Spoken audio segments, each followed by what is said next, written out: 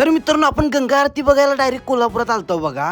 तर विषय असा होता की आपल्याला कळलेलं की पंचगंगा नदीची आरती आहे बघा आज. मग म्हणलं चला जाऊया कोल्हापूरला, मस्तपैकी बघून येऊया जरा. मग कसं आहे, जायच्या आधी आपल्याला रंकाळा लागते हो. म्हणलं मग रंकाळा मस्तपैकी फिरून येऊया जरा. आणि रंकाळ्यावरची ही लोकेशन आहे माहिती आहे, ती आता पाण्यात असते बघा मोस्ट ऑफ टाइम, म्हणजे पावसाळ्यात. आता फक्त उन्हाळ्यात जरा पाणी कमी झाले म्हणून दिसते बघा.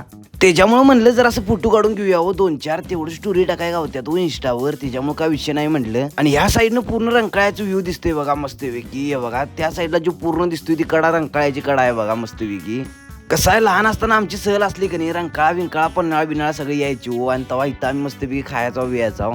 तेव्हा लय भारी वाटायचं आम्हाला, आता पण वाटतंय सोडा. मग रंकाळा जरा असं 5 मिनिटं थांबून आपण डायरेक्ट पोहोचलो पंचगंगा नदीच्या घाटावर. मग तिथं गेल्यावर पहिल्यांदा पूजा बिजा सुरू होती बघा सगळी. मग ती आपण मस्तपैकी ऐकली जरा. आणि इथं वेगवेगळ्या कलाकारांनी रांगोळी पण काढलेली बघा, कसली मस्त काढलेली बघा. आणि वातावरण बघा कसलं भारी होतं, त्यातनं पक्षी बिक्षी आणि नदीच्या काठाला एकदम मस्त वाटालतं. आणि कोल्हापूरचं पब्लिक बघा केवढं आलतं आरतीसाठी, एकदम मस्तच वाटालतं बघा. मग आपल्या पंचगंगा आरतीसाठी खास मालोजी राजे छत्रपती आलेले आहेत बघा, त्यांच्या हस्ते सगळी आरती बिरती होणार होती. आणि मी पण त्यांना पहिल्यांदाच बघितलेलं बघा प्रत्यक्षात, त्याच्यामुळे एकदम भारी वाटलं मला. तर मित्रांनो, असं आपण छोटे छोटे व्लॉग बनवत राहतो. आपलं व्लॉग आवडला 100% लाईक करायला लागते.